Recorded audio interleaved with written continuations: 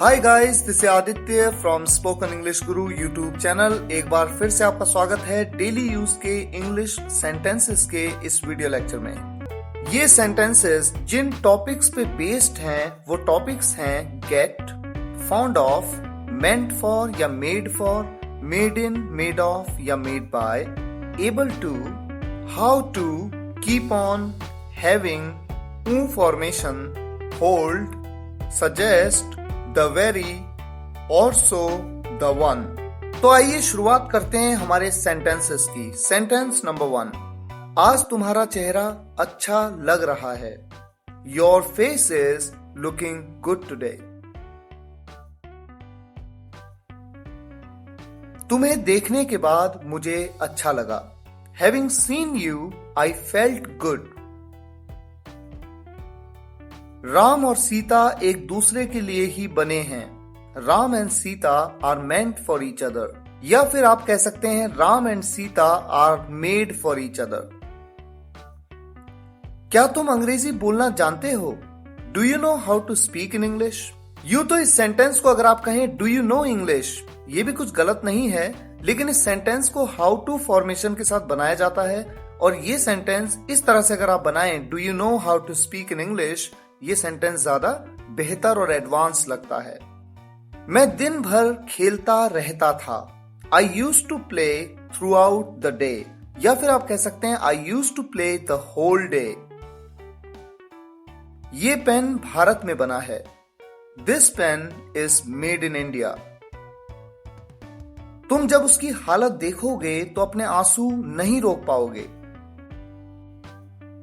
When you will see his plight, you won't be able to hold your emotions. यहां पर would और not का जो contraction है उसको आप won't या फिर wouldn't दोनों तरीके से प्रोनाउंस कर सकते हैं। चाहे वो जो करे मैं साथ दूंगा। No matter what, I will stand by him. Stand by का यूज साथ देने के लिए किया जाता है। राम के पास पैसे नहीं है, अब राम क्या करे? इस सेंटेंस में जो दूसरा क्लॉज है अब राम क्या करे, ये फॉर्मेशन का क्लॉज है और यहाँ पर प्रेजेंट इंडेफिनिट टेंस की तरह ही डज या डू हेल्पिंग वर्ब का यूज होता है सब्जेक्ट के अकॉर्डिंग। तो आप इस सेंटेंस को बनाते हैं Ram doesn't have money, what does he do now. यूं तो इस तरह के सेंटेंस में अगर आप डज की जगह शेल का भी यूज करें, जैसे आप कहें कि Ram doesn't have money, what shell he do now, तो यहां पर ये गलत नहीं होगा। तुम्हारी आवाज अच्छी लगी। Your voice sounded pretty. यूं तो यहां पर आप इस तरह से भी कह सकते हैं योर वॉइस साउंडेड गुड। ये चश्मा चाइना में बना है। These spectacles are made in China. यहां पर अगर आप ध्यान दें, एक चश्मे की बात हुई, लेकिन उसके बावजूद जब हम स्पेक्टेकल्स कहते हैं, ये एक ऐसा वर्ड है जो कि हमेशा प्लूरल फॉर्म में आता है और इसके बाद आने वाली हेल्पिंग वर्ब भी प्लूरल हेल्पिंग वर्ब होती है। खाना खाने के बाद मुझे जाना था। इस सेंटेंस में आप जानते हैं मुझे जाना था या मुझे जाना पड़ता था, इसके लिए आप हैड टू मॉडल का यूज करते हैं। तो देखिए सेंटेंस को आप किस तरह से बनाते हैं। I had to go after having food. या फिर आप कह सकते हैं having had the food, I had to go. पैसा खर्च करने के लिए ही होता है। Money is to spend. क्या तुम लिखना जानते थे? Did you know how to write? मैं रात भर पढ़ता रहा। I kept on reading whole night. हम कहां सोएं? ऐसे सेंटेंस को अक्सर आपको बोलने की जरूरत पड़ती है कि हम कहां सोएं, कौन सी जगह है जहां पर हम सोएं। तो इस सेंटेंस को आप बनाते हैं वेयर डू वी स्लीप या फिर वेयर शैल वी स्लीप। मैं आंसू नहीं रोक पाया। I could not hold tears. यह मोबाइल ऑस्ट्रेलिया में बना है। This mobile is made in Australia. मैं कार चलाना नहीं जानता। I don't know how to drive the car. तुम्हारी आवाज से लगता है कि तुम्हें खांसी है। Your voice suggests you are suffering from cough. वो नाराज हो गया। He got angry. या फिर आप कह सकते हैं ही गॉट अनॉइड। मैं किसे पूछूं। ये सेंटेंस ऊ फॉर्मेशन का सेंटेंस है, जैसा कि लेसन नंबर 27 में बताया गया है। इस सेंटेंस को बनाने का तरीका प्रेजेंट इंडेफिनिट टेंस की तरह होता है। whom do I ask? Sita computer चलाना नहीं जानती थी। Sita didn't know how to operate a computer। यहाँ पर did not के कॉन्ट्रैक्शन को आप ध्यान रखिए, या तो आप didn't या फिर didn't दोनों तरीके से प्रोनाउंस कर सकते हैं। मम्मी एक आध साल में ठीक हो जाएंगी। Mom will be fine in a year और सो। यहाँ पर और सो इसका यूज एक आध इस सेंस में किया जाता है। इस बात को एक सेपरेट वीडियो लेक्चर में मैंने बताया भी था, और फिलहाल लेसन नंबर 27 में और सो के कॉन्सेप्ट में इस बात को बताया गया है। मैं वो नहीं जिसने तुम्हारे भाई को डांटा। I am not the one who scolded your brother. तुम वो इंसान हो जिसे मैं चाहती हूं। You are the person who I love. क्या मैं वहां जाऊं? Do I go there? वो खाना बनाना नहीं जानता। He doesn't know how to prepare the food. दिल को कैसे मनाऊं? How do I convince my heart? ये बात अच्छी लगती है। This sounds good. या फिर आप कह सकते हैं इट साउंड्स गुड। बच्चे को ठंड लग गई थी।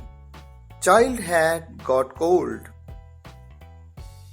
तुम्हारा ये कहना कि मैं पागल हूं मुझे अच्छा नहीं लगा।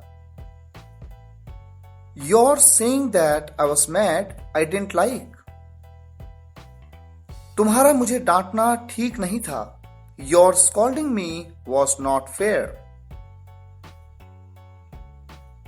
राम का मुझे डांटना ठीक नहीं था। Ram's scolding me was not fair। पापा का मुझे पीटना ठीक नहीं था। Dad's beating me was unfair। यहां पर आप ध्यान दें, was not का कॉन्ट्रैक्शन wasn't आप यूज कर सकते हैं, और इसे दो तरीके से प्रोनाउंस किया जाता है, wasn't या wasn't। यानी लास्ट में जो ट आता है, चाहे तो उसे आप बोलें और चाहे तो आप उसे न बोलें। यह संगीत अच्छा लग रहा है। इस सेंटेंस को आप बना सकते हैं this music is sounding good. लेकिन आप में से जो स्टूडेंट ये जानते हैं कि साउंड एक कॉपुलर वर्ब है, वो स्टूडेंट ये जानते होंगे कि कॉपुलर वर्ब्स के साथ नॉर्मली आईएनजी फॉर्म का यूज नहीं किया जाता, और ऐसे केस में कॉन्टिन्यूअस फॉर्म में सेंटेंस होने के बावजूद आप इस सेंटेंस को बनाते हैं दिस म्यूजिक साउंड्स गुड। लेकिन अगर आप आईएनजी का यूज करेंगे तो कॉन्वर्सेशनल इंग्लिश में कोई प्रॉब्लम नहीं है। हालांकि यहां पर मैं आपको सजेस्ट करूंगा कि आप इस तरह से इसे बोलिए दिस म्यूजिक साउंड्स गुड। लगता है तुम्हें मैं अच्छा नहीं लगा। Seems as you didn't like me। लगता है तुम पागल हो। Seems as you're mad। Roti mummy ने बनाई थी। रोटी was made by mom। यहां पर रोटी की जगह आप चपाती का भी यूज कर सकते हैं। मैं तुम्हें देखता रहूंगा। I will keep on watching you। यहां पर कीप ऑन फॉर्मेशन का यूज किया जाता है किसी काम को करते रहने के सेंस में। वो खाना पकाना क्यों नहीं जानती? Why does she not know how to cook the food? मैं घर पहुंचने वाला हूं। I am about to reach home। Train आने वाली थी। Train was about to arrive। मैं ये काम करने योग्य हूं। I am able to do this work. या फिर मॉडल्स के वीडियो लेक्चर में मैंने आपको बताया था कि एबल टू की जगह आप कैन का भी यूज कर सकते हैं। आप कह सकते हैं I can do this work. ये राम ने बनाया है। This is made by Ram. क्या तुम खेलना जानते हो? Do you know how to play? खिड़कियां लकड़ी की बनी हैं। Windows are made of wood. मैं इसी काम के लिए बना हूं। I meant only for this. या फिर इस सेंटेंस को आप इस तरह से बना सकते हैं, I am made only for this. ये दरवाजा लोहे का है। This door is made of iron.